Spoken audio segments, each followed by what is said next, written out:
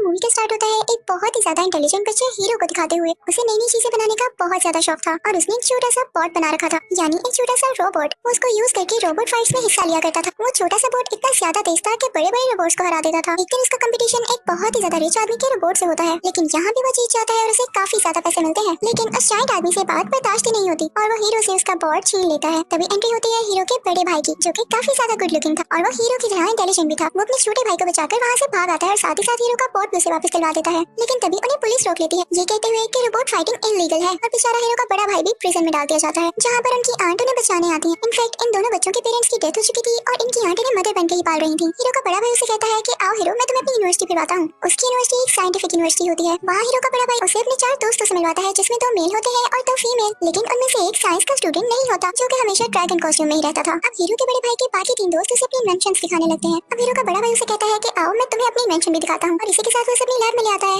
वहाँ पर वो अपने छोटे भाई के बाजू पर टेप लगाकर खींचता है तो उसे दर्द होती है। हीरो कहता है कि आउच, और ये आवाज सुन के उसका बनाया गया क्यूट सा रोबोट, जिसका नाम बेमैक्स होता है, एक्टिवेट हो जाता है। तो हीरो का बड़ा भाई उसे बताता है कि एक हेल्थ केयर रोबोट है और मैंने इसमें अपना बहुत टाइम लगाया है, और इसके अंदर एक चिप है और ये काफी पॉजिटिव किस्म का डॉक्टर है। फिर बेमैक्स हीरो के बाजू पर किसी किस्म का कोई स्प्रे करता है, जिससे हीरो के बाजू की जलन बिल्कुल ठीक हो जाती है। ये बात हीरो को काफी इंटरेस्टिंग लग रही होती है। फिर हीरो का बड़ा भाई उसे बताता है कि तब तक ये एक्टिवेट नहीं होगा जब तक कि तुम इसे ये न कह दो कि तुमने मेरी अच्छी केयर की और मैं सेटिस्फाई हूँ अपनी केयर से। तो हीरो ऐसा ही कहता है। तो वो रोबोट वापस अपने छोटू से बॉक्स में चला जाता है, जो कि उसका कवर होता है जिसमें वो चार्ज भी हुआ करता था। तभी वहाँ पर कॉलेज का हेड आता है, जो कि उनकी बातें सुन रहा होता है। वो हीरो के हाथ में वही ब्लैक कलर का पॉट देखता है तो कहता है कि ये क्या चीज है। हीरो उसे सब कुछ बताता है। तो वो कहता है कि अरे वाह, मुझे भी इसमें काफी इंटरेस्ट है और मेरी बेटी को भी, वो भी काफी जीनियस है। तुम इस यूनिवर्सिटी में एडमिशन के लिए अप्लाई करना और तुम्हारा भाई तुम्हें इसके बारे में सब समझा देगा। अब वो लोग घर आते हैं तो हीरो का बड़ा भाई उसे बताने लगता है कि हर साल हमारी यूनिवर्सिटी में एक शो होता है और यूनिवर्सिटी के हेड को जिसका प्रोजेक्ट सबसे अच्छा लगता है वो उसका एडमिशन अपनी यूनिवर्सिटी में कर लेते हैं, चाहे वो छोटी उम्र का बच्चा हो। जिसे सुनकर हीरो काफी एक्साइटेड हो जाता है और कहता है कि भाई, आपकी यूनिवर्सिटी तो मेरी ड्रीम यूनिवर्सिटी थी। अब हीरो इस पर मेहनत करने लगता है और जल्दी से समझ आ जाता है कि मुझे क्या करना चाहिए। उसने जो चीज बनाई थी तो वो बहुत छोटी लेकिन काफी ज्यादा इंप्रेसिव थी। उसने माइक्रो रोबोट बनाया था, जो कि उसकी बॉट की तरह ही दिखता था लेकिन काफी छोटा था, और वो एक नहीं था बल्कि कई ज्यादा थे। साथ ही साथ उसने अपने सर पर एक डिवाइस भी लगा रखी थी, जो कि उन माइक्रो रोबोट्स को कंट्रोल करने वाली थी। शुरू में तो ये देखकर कोई खुश नहीं होता, लेकिन तभी हीरो उसका एक्सपेरिमेंट करने लगता है। हीरो उन सब माइक्रो रोबोट्स को उन डिवाइस से कंट्रोल करने लगता है, तो वो माइक्रो रोबोट्स आकर एक दूसरे से जुड़ने लगती है और अलग अलग किस्म के स्ट्रक्चर्स बनाने लगती हैं। वो उन पर मूव भी कर रहा होता है। ये देखकर कॉलेज के सारे लोग बहुत इंप्रेस होते हैं और कॉलेज के हेड की तो आंखें ही खुली रह जाती हैं और सारे बहुत ज्यादा क्लैपिंग करते हैं, क्योंकि उन्हें ये प्रोजेक्ट लाजवाब लगा होता है। सब लोग हीरो को कांग्रेचुलेट करते हैं कि तुम्हारा एडमिशन तो पक्का है मेरे भाई। जैसे ही शो खत्म होता है तो एक कंपनी का सीईओ हीरो के पास आता है और उससे कहता है कि क्या अपने माइक्रोबोट तुम मुझे बेचोगे। तो हीरो के कुछ बोलने से पहले ही वहाँ कॉलेज का वही हेड आ जाता है और कहता है कि नहीं, हीरो ऐसा नहीं करेगा। तो हीरो भी उस आदमी को मना कर देता है और वो आदमी वहाँ से चला जाता है और साथ ही हीरो को उसका एडमिशन लेटर मिल जाता है, जिसके बाद वो सब बहुत खुश होते हैं। अब यूनिवर्सिटी से बाहर आकर हीरो और उसका बड़ा भाई बातें करने लगते हैं, लेकिन बातें करते करते जब वो पीछे देखते हैं तो हैरान रह जाते हैं। यूनिवर्सिटी में आग लग चुकी थी। एक स्टूडेंट वहाँ से भागी भागी आती है और बताती है कि कॉलेज के हेड अंदर ही है, और हीरो के भाई की कॉलेज के हेड के साथ काफी अच्छी दोस्ती थी, तो उन्हें बचाने के लिए अंदर जाता है और उसकी कैप बाहर ही गिरी रह जाती है, जिसे हीरो उठा लेता है। और तभी वहाँ पर बहुत बड़ा ब्लास्ट होता है, जिसकी वजह से हीरो भी दूर जाकर गिरता है और उसके हाथ में अपने भाई की कैप होती है। वो जान चुका था कि अब उसका भाई इस दुनिया में नहीं रहा। ये सीन बहुत ज्यादा इमोशनल है। अब अगले रोज हीरो के बड़े भाई का फ्यूनरल होता है और सब हीरो को तसल्ली दे रहे होते हैं, लेकिन वो काफी अकेला महसूस करने लगा था। उसका एक ही एक तो बड़ा भाई था। आहिस्ता आहिस्ता टाइम गुजरने लगता है और 1 महीना हो जाता है। सब अपनी जिंदगी में वापस आने लगे थे और अपने काम करने लगे थे, लेकिन हीरो अभी भी काफी दुखी था। वो किसी से ना तो बात करता था और ना ही यूनिवर्सिटी जा रहा था। वो ज्यादातर अपने रूम में ही रहता था। उसका रूम और उसके बड़े भाई का रूम थोड़ा साथ साथ थे, बीच में एक छोटी सी पार्टीशन थी। हीरो गुस्से में अपनी चीजें रख रहा होता है कि तभी उसका बॉट उसके पांव पर गिरता है और वो चिल्लाता है उसी तरह आउच, और तभी वहाँ पर उसके बड़े भाई के रूम में पड़ा हुआ वही बेमैक्स एक्टिवेट हो जाता है और अपनी कवरिंग से बाहर आ जाता है। वो हीरो का ट्रीटमेंट करने लगता है, लेकिन हीरो इस मूड में नहीं होता, तो वो उसे बंद करने लगता है, लेकिन वो बंद भी नहीं हो रहा होता, क्योंकि हम तो जानते हैं ना कि वो कैसे बंद होगा। लेकिन हीरो ये भूल चुका होता है। वो उस पर से स्लिप हो जाता है और नीचे गिर जाता है कि तभी उसकी नजर बेड के नीचे पड़ती है। उसकी जैकेट में कोई चीज मूव कर रही होती है। जब हीरो ये देखता है तो उसकी जैकेट की पॉकेट में वही एक माइक्रोबोट होता है, जो किसी तरह से उसकी पॉकेट में ही रह गया था, जबकि बाकी माइक्रोबोट्स उसी यूनिवर्सिटी में डिस्ट्रॉय हो गए थे। तो हीरो उसे एक छोटे से ग्लास बॉक्स में बंद कर देता है, लेकिन बेमैक्स उसे उठा लेता है और कहता है कि माइक्रोबोट कहीं जाना चाहती है। लेकिन हीरो उसकी बात पर ज्यादा ध्यान नहीं दे रहा होता और पीछे से बेमैक्स उस माइक्रोबोट को लेकर पता नहीं कहाँ पहुँच जाता है। जब हीरो को ये रियलाइज होता है तो वो उसका पीछा करने लगता है। रास्ते में बहुत मुश्किल से वो उसका पीछा करते हुए उस तक पहुँचता है तो देखता है कि बेमैक्स वो माइक्रोबोट लिए एक वेयर हाउस के बाहर खड़ा है। हीरो भी वहाँ पहुँच जाता है, लेकिन देखता है कि वेयर हाउस तो बंद है, लेकिन माइक्रोबोट अभी भी उसी तरफ जाना चाह रहा था। तो वो लोग प्लान करते हैं कि हम अंदर जाके देखेंगे कि आखिर इधर क्या है जो माइक्रोबोट यहाँ ही जाना चाह रहा है। अब वो लोग ऊपर विंडो से होते हुए उसके अंदर अंदर जाते हैं। हीरो कहता है कि मैं नीचे जाकर देखूंगा, तुम यहीं रुकना, ठीक है।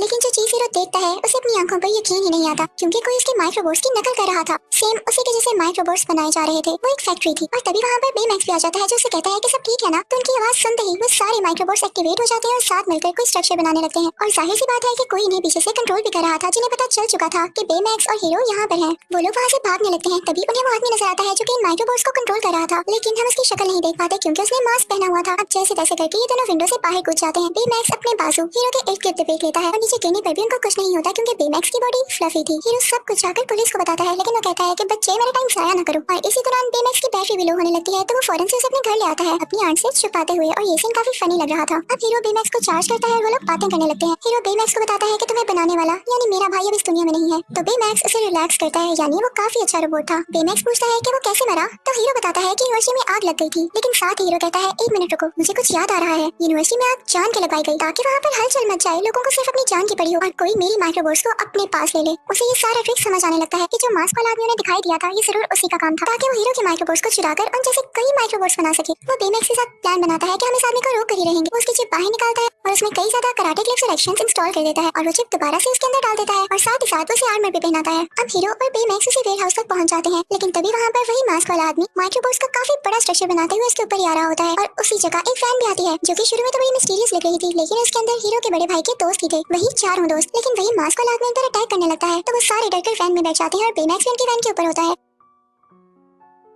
अब वो लोग आगे आगे थे और वो मास्क वाला आदमी उनके पीछे पीछे था और माइक्रोबोट्स की स्पीड काफी तेज थी। फिर अचानक से उनकी वैन पानी में गिर जाती है, तो वो मास्क वाला आदमी समझता है कि शायद ये लोग अब मारे जा चुके हैं। लेकिन बेमैक्स अपनी बॉडी को और ज्यादा फुला लेता है और सब लोग उसकी बॉडी के ऊपर आ जाते हैं और वो खुद पानी से बाहर आ जाता है। इस तरह से किसी की भी जान नहीं जाती। अब वो सारे लोग वहाँ से घर आ जाते हैं इस बात का पता लगाने के लिए कि आखिर वो मास्क वाला आदमी था कौन। सारे ये कह रहे होते हैं कि वो वही कंपनी का सीईओ होगा जिसको तुमने वो माइक्रोबोट्स देने से इनकार किया था। तो हीरो कहता है कि वो जो भी है, जिस डिवाइस से वो माइक्रोबोट्स को कंट्रोल कर रहा है, वो उसके मास्क के पीछे ही है। हमें उसके मास्क तक पहुंचना होगा, लेकिन इसके लिए हमें भी एडवांस सूट बनाने होंगे और हमें फाइट भी सीखनी होगी। अब यहाँ स्टोरी एक मजे का टर्न लेती है जब ये सारे लोग मेहनत करने लगते हैं और अपने एडवांस ड्रेसेस बनाने लगते हैं। अब फाइनली ये सारे अपने काम में सक्सेसफुल हो चुके थे। सबके पास अपनी एक अलग पावर थी और बेमैक्स को भी एक प्यारा सा आर्मर दोबारा से मिल चुका था। अब बेमैक्स स्कैन करता है कि वो मास्क वाला आदमी है कहाँ पर, और ये सारे लोग बेमैक्स के साथ ही उस जगह पर पहुंच जाते हैं। वो अंदर जाते हैं तो एक सीसीटीवी फुटेज लगी होती है जिसमें ये दिखाया जा रहा होता है कि कंपनी के सीईओ ने एक पोर्टल बनाया था जिसमें उसने एक लड़की को भेजा, लेकिन उस पोर्टल में कोई खराबी हो गई और उस पोर्टल ने बाहर की चीजें अपने अंदर खींचना शुरू कर दी। तो इस कंपनी के सीईओ को मजबूरन उस पोर्टल को बंद करना पड़ा, लेकिन वो लड़की भी उसके अंदर ही रह गई। वो समझते हैं कि सारा काम वाकई सीईओ ने किया है, क्योंकि वो नई माइक्रोबोट्स बनाकर इसको कंट्रोल करना चाहता है और पोर्टल को फिर से रिकवर करना चाहता है। अभी वो लोग बातें कर ही रहे होते हैं कि वहाँ पर वही मास्क वाला आदमी आ जाता है।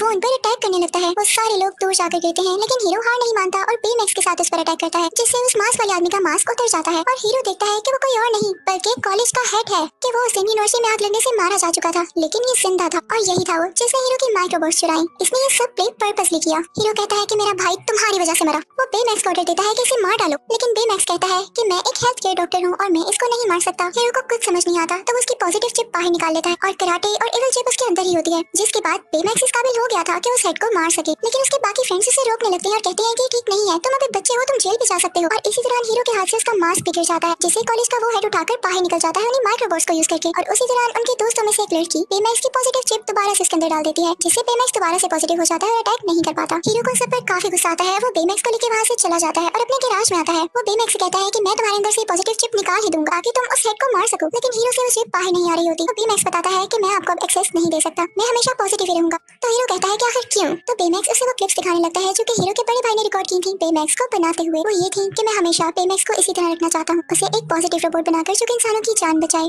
जब हीरो ये देखता है तो बहुत इमोशनल हो जाता है और रोने लगता है। तो बेमैक्स उसे चुप कराता है। फिर उसके बाद वो अपने बाकी फ्रेंड्स के पास जाता है और उनसे भी सॉरी करता है और वो सब आपस में गले मिलने लगते हैं। वो लोग हीरो से कहते हैं कि हमारे हाथ एक और सीसीटीवी फुटेज लगी है। जब हीरो से देखता है तो उसे पता चलता है कि जिस लड़की को उस कंपनी के सीईओ ने पोर्टल के अंदर भेजा था और वो पोर्टल में ही रह गई, वो कोई और नहीं बल्कि कॉलेज के हेड की वही बेटी थी। तो इसलिए कॉलेज के हेड ने वो माइक्रोबोट्स चुराए ताकि वो सीईओ से अपनी बेटी की जान का बदला ले सके। उससे तुम्हारा कोई लेना देना नहीं था। अब हम ये सीन देखते हैं कि कॉलेज का वही हेड और माइक्रोबोट्स को यूज करता हुआ उसी जगह पहुंच जाता है जहाँ पे कंपनी का सीईओ अपनी नई बिल्डिंग खोल रहा था, लेकिन वो उसी सीईओ का बनाया गया पोर्टल ऑफिस में जोड़ देता है और उसकी बिल्डिंग के ऊपर कर देता है, जिसकी वजह से उसकी सारी बिल्डिंग उस पोर्टल के अंदर जाने लगती है। तभी वहाँ पर हीरो और उसके साथी आ जाते हैं जो कि उस हेड को ये कहते हुए रोकते हैं कि आप गलत कर रहे हैं, इससे हमारे मुल्क को ही नुकसान होगा। लेकिन वो नहीं मानता और अपना काम जारी रखता है। वो बेमैक्स पर भी अटैक कर देता है और बेमैक्स दूर जाकर गिरता है और इसी की वजह से हीरो भी बिल्डिंग के अंदर जाकर गिरता है। अब वो पोर्टल तो मुसलसल बिल्डिंग को अपनी तरफ खींच रहा था तो हीरो भी इस वजह से उस पोर्टल की तरफ खींचा चला जाता है, लेकिन बेमैक्स हीरो को बचा लेता है और बाकी सब उस हेड के माइक्रोबॉट्स को रोक रहे होते हैं। अब हीरो सबसे कहता है कि हम इस तरह से इसको हरा नहीं सकते, हमें माइक्रोबॉट्स को अलहदा करना होगा, क्योंकि ऐसा करने से सब माइक्रोबॉट्स अलहदा होकर पोर्टल के अंदर जाने लगेंगे और हमारा काम आसान हो जाएगा। और फिर सारे यूनाइट होकर यानी मिलकर माइक्रोबॉट्स के अंदर से गुजरते हैं, जिससे सारे माइक्रोबॉट्स अलग अलग होने लगते हैं और पोर्टल के अंदर जाने लगते हैं, वैसे ही जैसे हीरो ने कहा था। ये चीज देख के उस हेड को गुस्सा आने लगता है तो वो बेमैक्स और हीरो पर अटैक करने लगता है, लेकिन बेचारे के पास अब कोई माइक्रोबॉट बचा ही नहीं होता तो उन पर अटैक कर ही नहीं पाता। अब बेमैक्स इस चीज का फायदा उठाता है और उसका मास्क पकड़कर तोड़ देता है, जिनसे वो सारे माइक्रोबॉट्स को कंट्रोल कर रहा था और इसी वजह से पोर्टल भी नीचे गिरकर टूट जाता है। लेकिन मजे की बात ये थी कि वो अभी भी खुला हुआ था। सब अपनी जान बचाकर भाग रहे होते हैं, लेकिन तभी बेमैक्स को फील होता है जैसे उसके अंदर कोई जिंदा है। वो लोग जानते थे कि हेड की बेटी इसके अंदर है तो वो समझ जाते हैं कि हमें इसकी जान बचाना होगी। अब बेमैक्स और हीरो कहते हैं कि हम अंदर जाएंगे उसकी जान बचाने के लिए। अब जैसे ही वो लोग पोर्टल के अंदर जाते हैं तो बिल्डिंग का एक टूटा हुआ हिस्सा बेमैक्स को लग जाता है, जिसकी वजह से उस बेचारे का आर्मर टूट जाता है। अब उसके पास वैसी पावर्स नहीं रही थी जैसी वो पहले यूज कर रहा था, यानी वो अब उड़ भी नहीं सकता था। अब उनको वहाँ पर हेड की बेटी भी मिल जाती है, लेकिन उसका रॉकेट भी बंद हो चुका था। बेमैक्स के ड्रेस का एक हाथ अभी भी ठीक था, वो खुद तोड़ नहीं सकता था, लेकिन वो ऐसा जरूर कर सकता था कि वो उस बंद हुए रॉकेट के साथ अपना हाथ लगा दे और वहाँ से उसको शूट करके पोर्टल से बाहर भेज दे। लेकिन ऐसा करने की वजह से बेमैक्स खुद पोर्टल के अंदर ही रह जाता, क्योंकि सारी फोर्स उसी ने लगानी थी और इसकी वजह से वो पीछे चला जाता।